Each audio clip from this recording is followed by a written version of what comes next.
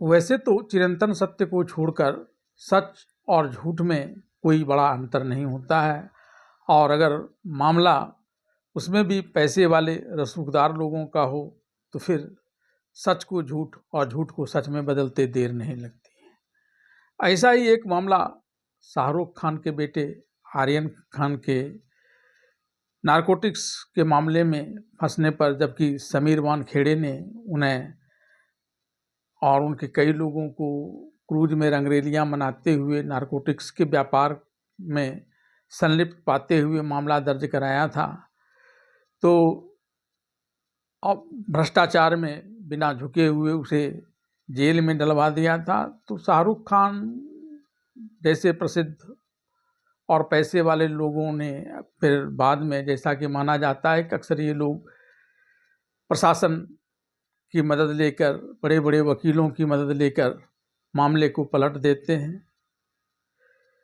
वैसा ही इस मामले में भी देखा गया। जो समीर वानखेड़े पहले भ्रष्टाचार विरोधी के एक बड़े एम्बेसडर के रूप में देखे जाते थे, वही भ्रष्ट आचरण में लिप्त होने के आरोप में फंस गए, और यहाँ तक कि उनकी जाति को लेकर सवाल किए गए। और फिर जब यूपीएससी ने उसे प्रमोशन देने की बात कही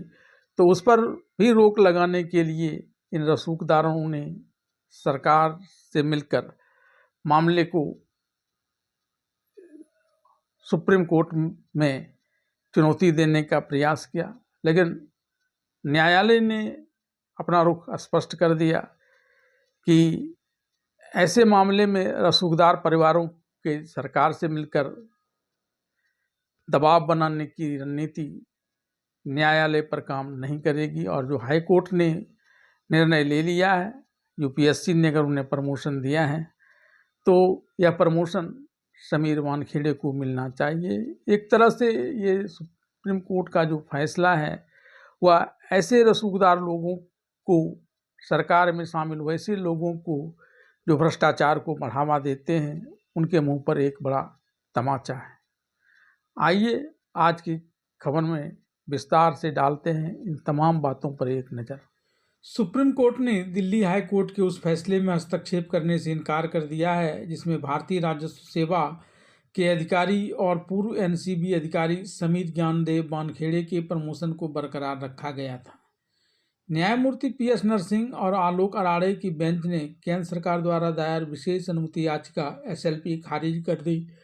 बेंच ने कहा कि वह न्याय संविधान के अनुच्छेद 136 के तहत इस फैसले में हस्तक्षेप करने के लिए इच्छुक नहीं है। उन्होंने यह भी कहा कि इस खारिज का किसी अन्य मामले पर कोई असर नहीं पड़ेगा। यह एसएलपी दिल्ली हाई कोर्ट के 28 अगस्त 2025 के फैसले से जुड़ी थी, जिसमें सेंट्रल एडमिनिस्ट्रेटिव ट्रिब्यूनल के आदेश को बरकरार रखा गया था। सीएटी ने केंद्र सरकार को निर्देश दिया था कि वानखेड़े के प्रमोशन विवरण वाले सीलबंद लिफाफे को खोला जाए, और यदि यूपीएससी ने अनुशंसा की तो उन्हें जनवरी 2021 से एडिशनल कमिश्नर के पद पर प्रोन्नत किया जाए। इसके बाद 17 अक्टूबर 2025 को दिल्ली हाईकोर्ट ने केंद्र के रिव्यू पिटीशन खारिज करते हुए उस पर 20,000 रुपये का जुर्माना भी लगाया। इससे पहले न्यायमूर्ति नवीन चावला और मधु जैन की बेंच ने केंद्र सरकार के व्यवहार की आलोचना की थी और कहा था कि रिव्यू पिटीशन दाखिल करने से पहले सभी तथ्य सच उजागर किए जाने चाहिए। दिल्ली हाईकोर्ट ने यह भी नोट किया कि केंद्र सरकार ने सीएटी के द्वारा अगस्त 2025 में दिए गए आदेश का खुलासा नहीं किया, जिसमें वानखेड़े के खिलाफ विभागीय कार्रवाई को रोकने का निर्देश था। सीएटी ने दिसंबर 2024 में सरकार को आदेश दिया था कि सीलबंद लिफाफा खोला जाए,